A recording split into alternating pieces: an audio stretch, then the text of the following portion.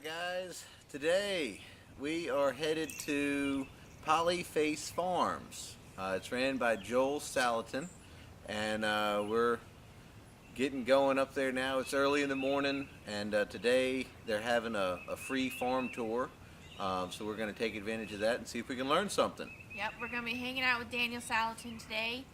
They're just having a hangout day with him. So I have been watching videos from Polyface Farm for years, and he's kind of what got me started on this journey. I watched some of his videos and I was like, that's what I want to do. That's what I want our farm to look like. So we only live a couple hours away, and it's taken 6 years to make it happen and get up there. So we're super excited. Here we go.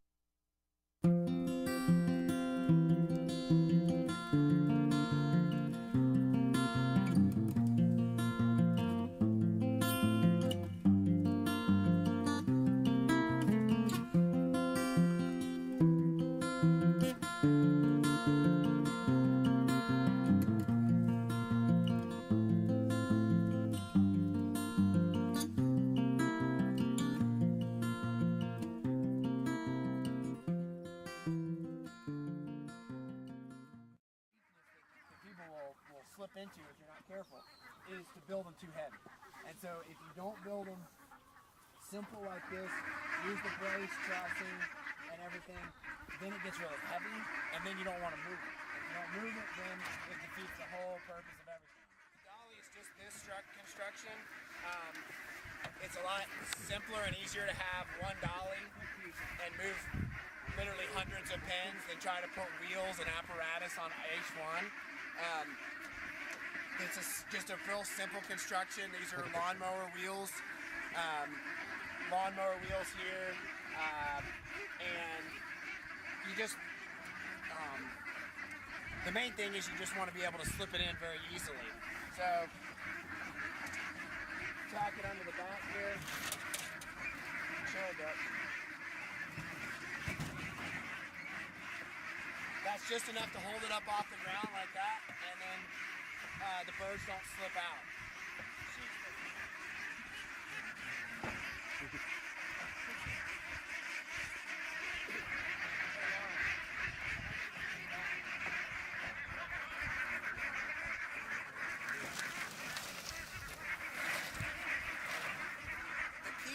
moving the shelter, especially if you're not just going to muscle it, is to make sure that the handle length is right for your body.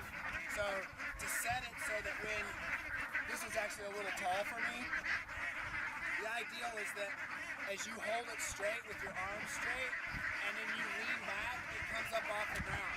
So this is actually a little taller. It should be a little lower, so that as I lean back, the bottom comes up and it just moves forward. So I'm not doing this. If you do this, it's too hard. You've seen this a couple times.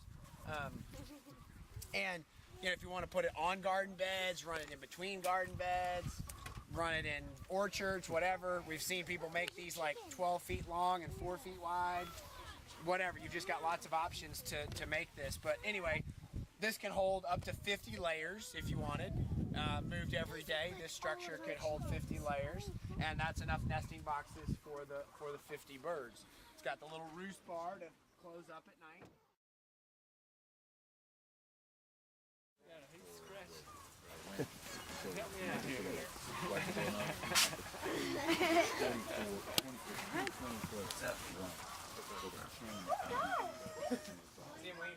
To just keep whatever carbon we add to keep them going, to keep them bedded down. The pigs, it's just real key to keep ventilation. They just make dust, so you just got to really keep them ventilated. The hoop house makes them really comfortable, so they eat less feed. If you have to build a structure, I can't say anything better than a hoop house. I mean, it's so much easier to build. It's efficient to build. It's airy. It creates a lot of good ventilation. The animals are happier. You don't have to spend a lot of money on expensive water systems because the water, I mean, it's just, you see the water system. It's a black pipe that goes up along the top and has drops to all the different water sources. So at night, it gets ambient temperature in here. So if it's 10 degrees, it gets 10 degrees. We just disconnect it, it drains back out. And then during the day, you hook it up and it stays warm because it gets sunlight in here. You can obviously put a door on this end, close the doors on that end. Our weather comes from the west, so the doors can close from that end. If it was really cold all the time, you'd have doors on both ends. Like 30 sows. Small operations, all kind of like barn, finished farrowing, things like that. Or my brother-in-law farrows outside. But anyway, all you gotta do is see the sows, and you can tell if they're gonna be, these bodybuilder pigs or not. Yes. The only reason we don't raise our own piglets is it's like another whole industry. It's just another, and I say industry in the right form. It's just another. The best thing there is feed. So let them get hungry. We don't ever move them. So again, once you've done your math, if this feeder is too much for the duration, just don't fill it up. Right. So you want them to finish. You want them to be full, hungry when they go to move. That's number one. The second thing is especially if they're on electric fence. If they're on electric fence, pigs can't see well. They can smell really well, and they can touch really well, but they don't see well. I mean, they can see my hand, but they don't see well.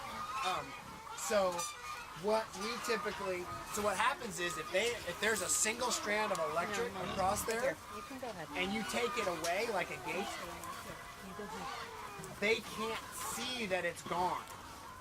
So our technique up in the woods and up in the mountains when we're moving pastures and stuff is to set up a little 8-foot section, typically along the edge, from paddock to paddock. So we've got the perimeter, then we've got our paddock lines, and we'll go ahead and drive a permanent post, like a little wooden post here, 8 feet apart, and we build little short wooden gates out of 1x6s, just oak boards. And that creates a very visible barrier for them.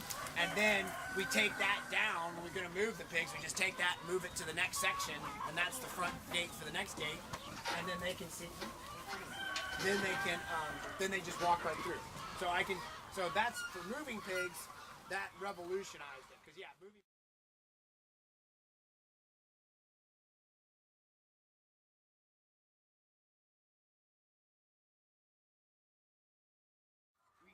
everything starts with a deep bedding pack. This is again, in a week from now, all these hoop houses are going to be empty.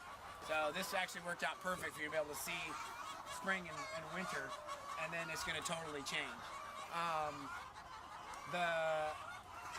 Everything starts out with about 12 inches of soil or of carbon at the bottom before we start, and then these chickens we typically don't have to add anything.